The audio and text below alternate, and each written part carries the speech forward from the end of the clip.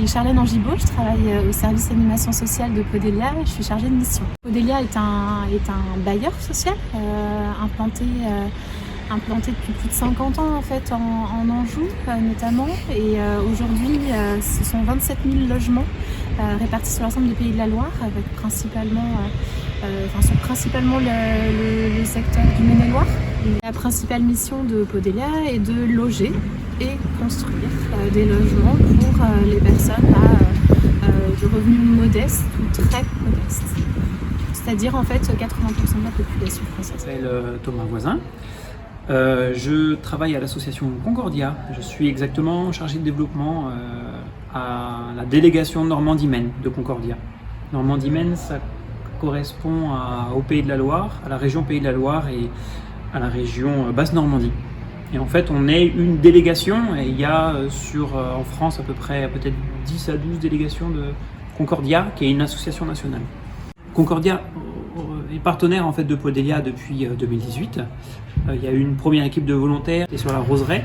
Et là, 2019-2020, l'équipe de volontaires est au sein de la résidence à Éventard. Le rôle de Concordia, c'est de recruter des volontaires, de les former aussi. Il y a des formations dans le cadre du service civique. Il y a la formation civique et citoyenne de 2 jours. On a fait une formation sur l'économie sociale et solidaire. Mais on peut aussi imaginer des formations de renforcement pour faire du porte-à-porte ou sur la méthodologie de projet. Puis les volontaires doivent passer la formation de premier secours aussi dans le cadre de leur volontariat. Je m'appelle Claire, j'ai 26 ans. Et pourquoi je suis en service civique? C'est ma sœur en fait qui m'a dit le service civique existe. et du coup j'ai vu des missions qui me plaisaient.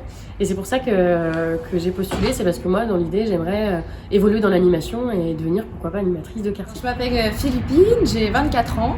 Je suis tout juste diplômée d'un diplôme de commerce. J'ai vu cette annonce d'animation sociale qui me paraissait super intéressante. Je pensais qu'à la fois, je pourrais apprendre plein de choses et qu'en même temps, je pourrais quand même apporter un peu de mes compétences et un peu de moi. Pauline, j'ai 18 ans.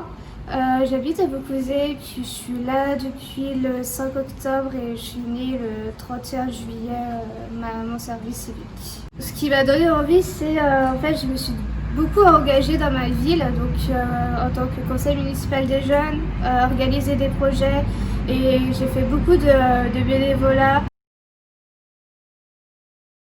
L'idée, c'est d'avoir une équipe en cœur de quartier qui se rend compte au quotidien des réalités du quartier, qui puisse échanger avec les locataires, les partenaires, et en fait pour mieux évaluer l'impact social des actions des volontaires, mais nos actions à nous aussi du service animation sociale, les jardins, les différents projets qu'on peut porter.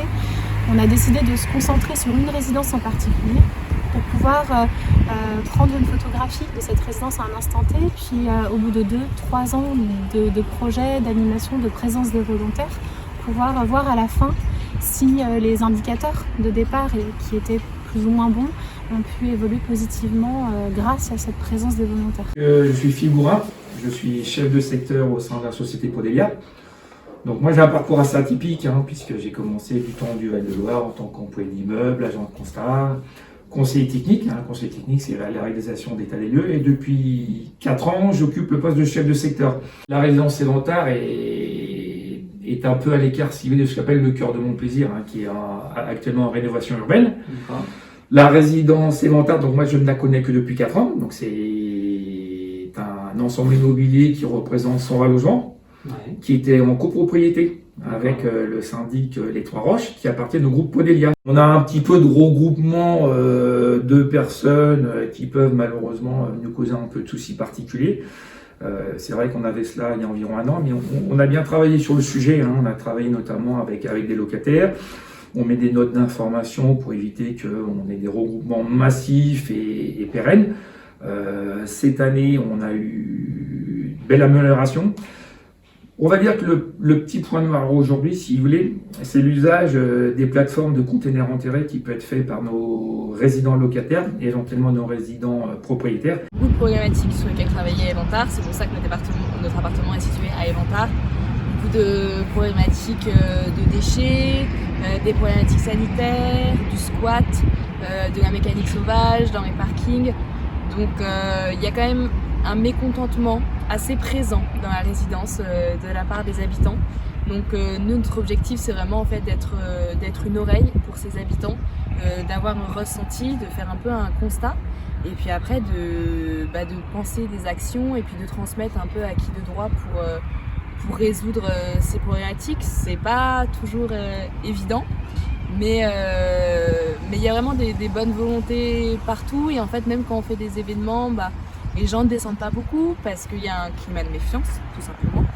Ils n'ont pas l'habitude, mais bon, nous quand on a une famille qui vient et puis une qui revient et qui revient à la troisième fois, en fait nous on est trop contents parce que elle, au moins on a gagné une famille qui maintenant est en confiance avec nous et ça c'est super.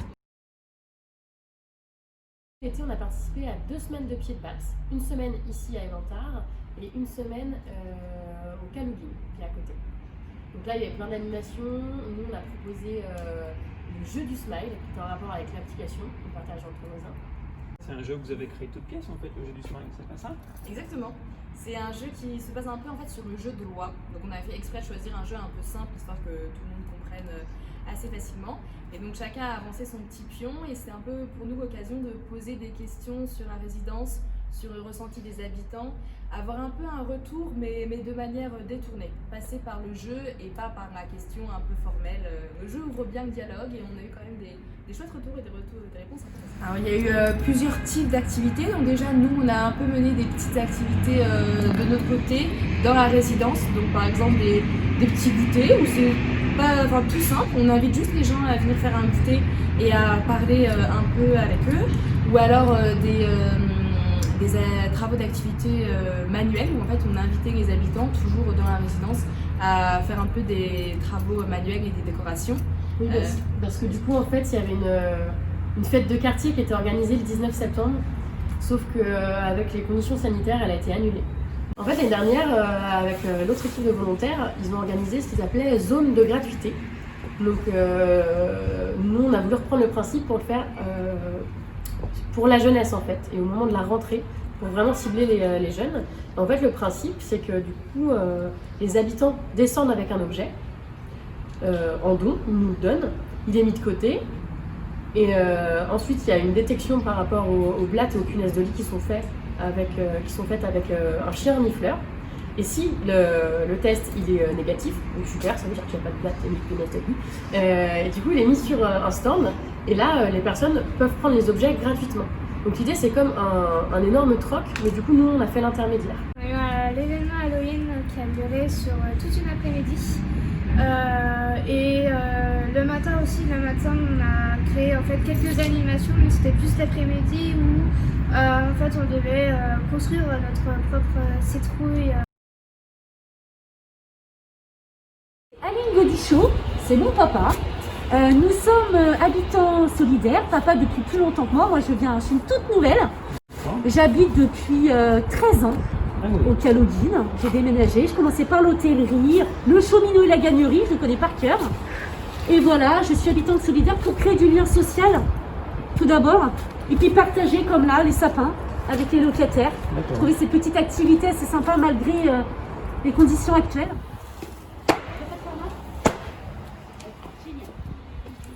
on en a 2, on est à la gagnerie et 2 autres à la gagnerie de l'autre côté. Pour savoir si on se sent trop bon. Il arrive, ça rentre dedans. Alors donc moi c'est Cindy Mercier, je suis référente famille adulte à l'association des Banchets ici à Angers. Ouais. Voilà, donc nos missions sont principalement tout ce qui va être animation sociale et animation de la vie du quartier avec nos secteurs enfance, jeunesse, famille et aussi seniors. On accompagne les habitants dans des projets à tous leurs âges, tout âge de la vie. Le partenariat est fort et intéressant avec Podelia. C'est que du coup, on travaille ensemble sur ces projets pied de batte. Alors déjà, dans un premier temps, Podelia nous laisse la possibilité de pouvoir utiliser ces lieux pour pouvoir faire nos animations de proximité, puisqu'on est sur 2 silos gérés par Podelia, que sont l'îlot de Musset et l'îlot des Caloguines. Et puis à côté de ça aussi, ils nous soutiennent dans nos actions et puis dans sa mise en place, puisque les volontaires en service civique sont avec nous sur ces semaines-là pour pouvoir nous aider dans les animations, mais eux-mêmes aussi proposer des temps d'animation.